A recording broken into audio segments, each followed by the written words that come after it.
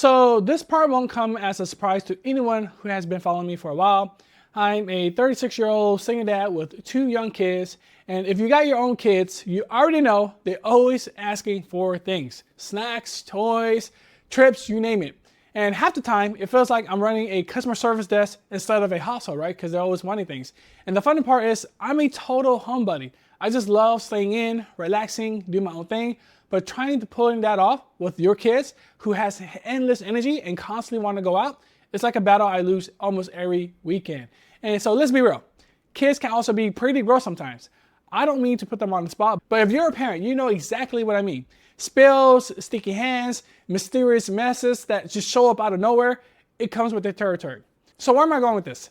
What I learned is that if you want to make progress with your money, your time, or your sanity, you need strategies that actually fit your life. That's why in this video, I'm gonna share 7 scrappy money saving habits that work for everybody. So number 1 is to take offense when people or apps try to separate you from your money. Every day, my kids wake up asking for new toys, snacks, or something they saw on YouTube or a new app. And honestly, I get it because I catch myself wanting to buy stuff too. And Amazon makes it too damn easy to buy stuff. Couple of clicks and boom, you just bought something you don't need, don't even want, but you had the urge. And let's be real, any shopping app on your phone is a trap. It's like having a vending machine for junk in your pocket. But once I delete them and I swear I was done, and then 2 weeks later, I end up re-downloading the apps without even thinking about it. It's like automatic at this point. So my rule now is just no more. I keep the apps off my phone and block the sites on my computer when I can, especially Amazon. Because yeah, you can buy everything from there now. And that's the problem. It's just way too easy. And when money's tight or you're trying to save, too easy is dangerous. Number 2 is Fixate.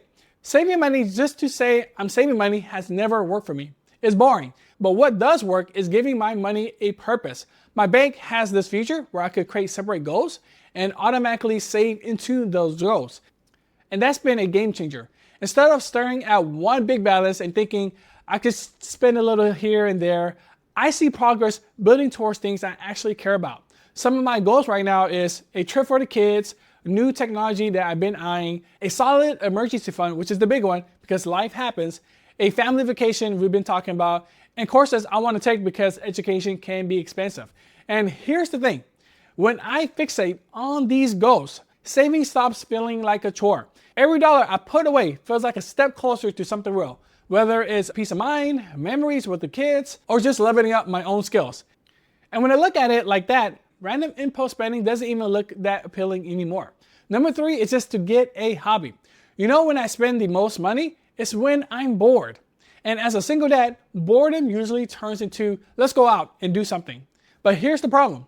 Most of the things kids want to do cost a lot of money. Arcades, trampoline parks, eating out, it adds up fast. When I'm home though, I got plenty of things to keep me busy. I work on creating content. I work on building my business. I take the kids to free parks or playgrounds. And yeah, sometimes I even play video games to unwind, which can be an expensive hobby. All of that keeps me from wandering around Amazon looking for random stuff to buy. Hobbies don't have to be expensive. Some cost nothing at all, even if you get into something that does cost money upfront, like getting a treadmill for a home workout, or setting a little gaming corner, or picking up some hiking gear. If you're going to use it all the time, it's still cheaper than constantly going out or shopping out of boredom. The one thing I don't count as a hobby is shopping. Shopping isn't a hobby, it is a money pit. Number 4 is to gamify everything. Games are fun because they trigger the reward system in your brain. You hit a goal, you get a reward, and it keeps you motivated. So why not treat saving money the same way? This ties right back to what I said earlier about creating goals in the bank account. Every time I hit a certain milestone in one of those goals, I reward myself. It might be a small percentage, like spending $100 after saving $10,000. But the point is to actually celebrate the progress. Because here's the truth, saving money is hard. The urge to spend it is always there. And when you finally hit a big savings target, that is a huge accomplishment. Those little rewards make it feel worth it. And they remind me that I'm actually winning the game.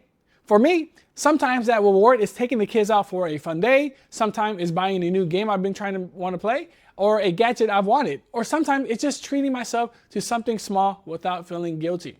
The key is giving yourself props for the discipline because saving isn't easy, but turning it into a game makes it a whole lot more fun. Number 5 is hope for the best, but plan for the worst. I've learned that things rarely go exactly the way you expected. The car breaks down, a kid gets sick, something in the apartment stops working. Life throws curveball, and if you're not ready, it can wreck your budget. And I'll be honest with you, about a month ago, I did lose my job. I got let go the day of the announcement. That's where my emergency fund became an absolute lifesaver. I cannot emphasize this enough. Without that money aside, I'd be scrambling right now. Instead, I've got a breathing room to keep the bills paid, take care of my kids, and focus on what's next.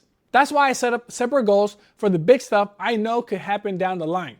My car is getting older, 200,000 miles on it. So I've been putting money every month for when it eventually needs major repairs or even a replacement. I also got a medical fund for the kids because anyone with kid knows that bills can sneak up fast. But the emergency fund, that's the one that keeps me the most sane. Here's the way I see it. If you end up needing the money, you be thankful it'll be there. And if you don't need it, even better. You just build up more savings. Either way, you're going to win. Number 6 is the 24-hour rule. Buying something gives you a little dopamine hit, right? But here's the thing. Most of that dopamine doesn't even come from owning the thing. It comes from the anticipation of buying it. That's why sometimes you throw stuff in your Amazon cart, forget about it for a day, and suddenly you don't even care anymore. So here's what I do. I use the 24-hour rule. If I see something I want, I don't buy it right away. I give it a full day. And 9 times out of 10, by the next day I realize I actually don't even need it. That pause saves me from wasting money on random stuff that would just end up sitting around the house anyway. You still get that little dopamine rush from thinking about the purchase, but instead of losing money, you end up keeping it in your pocket. And when you're raising kids on one income, that is huge. Number 7 is buying used or refurbished items. A lot of people hear the word used and automatically think broken, low quality, or something that's going to fall apart in a week. And that's just simply not true. You'd be surprised at how like new some products are when you buy them refurbished or secondhand. The savings are huge too. Depending on what you're buying, you can save 10, 20, and sometimes even 30% or even more compared to the brand new. And most of the time, you can't even tell the difference, except of course in your bank account. I save hundreds of dollars this way, whether it's tech, furniture, or even things for the kids. Buying used or refurbished gives you the same quality at a fraction of the price. And when you're raising kids, stretching every dollar makes a massive difference. So those are my 7 scrappy money saving habits. They work for me as a single dad, and honestly, they will work for anybody. None of this is about being perfect. It's about finding little strategies that fit your life and keep more money in your pocket. And I tell you this, saving money isn't easy. The urge to spend is always there. But every time you stick to one of these habits, you're proving to yourself that you can do it. And those small wins add up to big progress over time. If you got something out of this, go ahead and hit the like button. It helps a lot and lets me know I should make more content like this. Thank you for watching.